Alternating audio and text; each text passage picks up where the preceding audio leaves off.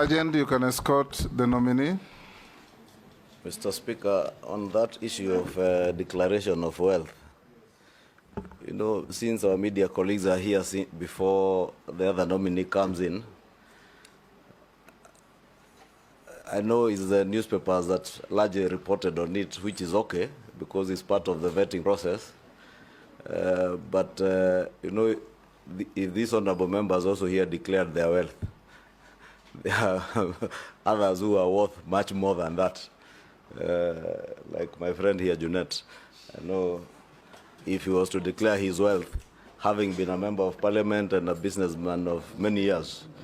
Mr. Speaker, that is being malicious, Mr. Speaker, and he has been sent to finish me. Yeah, I don't know about you.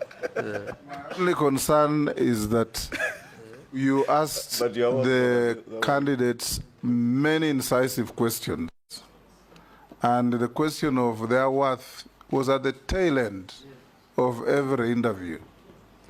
And even the candidates gave very clear explanations, like Soipan said, her growth is because of the appreciation of the assets that she had. And I believe it applied to everybody. But what we see in the headlines is totally different. In fact, the Honorable Soipan said appreciation of land and a house she has acquired in Nairobi. And I think it's important for the public to also know all these cabinet secretaries once appointed into office, just like members of parliament, access mortgage facilities to buy property in Nairobi if you didn't have one. Soipan has also been a member of parliament for 3 terms.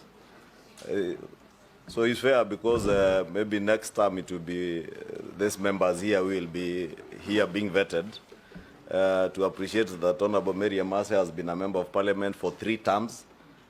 Whatever she is worth, and she also has other consultancies she does and other businesses. What about me 6 terms? We will only question what you will own if you are to declare here. Mr. Speaker, on the same breath, even Honorable Soipan went ahead and declared even the loans. And if you look at her declaration, she has a loan of 49 million shillings, which is not yet paid and removed from the net worth. So we need to be sensitive on some of these. Speaker, yes. Chairman. Honorable Speaker, I just said I think it's also important for members of the media to understand that the fact that you own properties or your net worth is high is not a disqualification, or it does not make you unsuitable. And the fact that you declare your wealth is not for use now, but for use in future.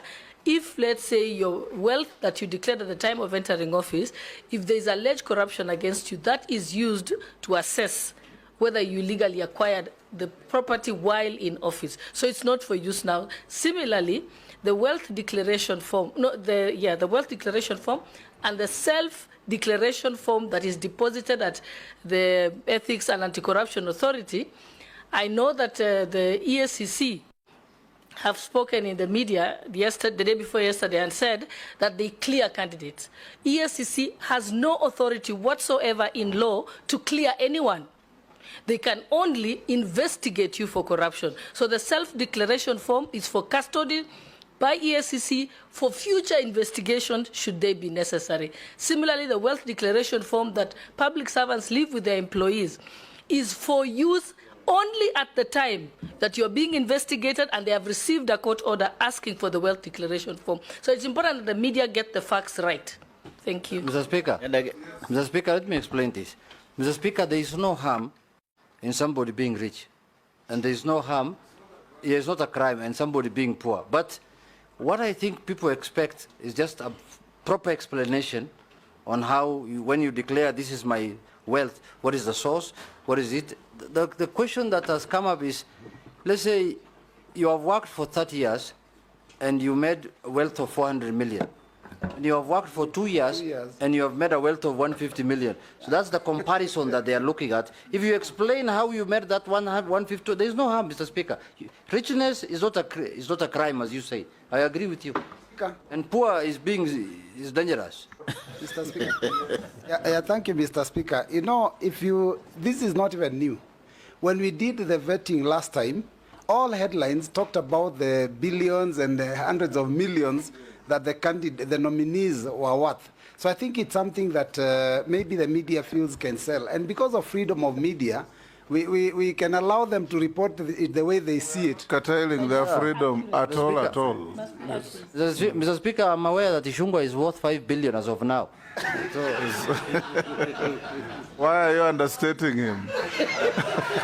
No, Honorable Speaker, I was wondering why he's understating. Why are you understating him? Can we break for 10 minutes?